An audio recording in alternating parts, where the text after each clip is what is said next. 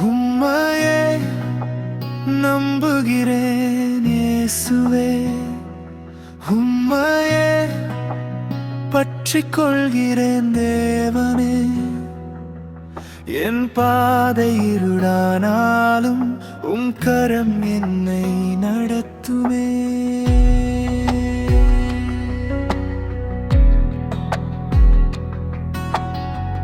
கண்ணீரின் பள்ளத்தாக்கில் நீர் என்னோடு இருக்கிறீர். தனிமையின் நேரத்திலும் தாயாக என்னை தேற்றுகிறீர். உலகம் என்னை மறந்தாலும் அன்பு என்னை மறக்காதே. என் உள்ளம்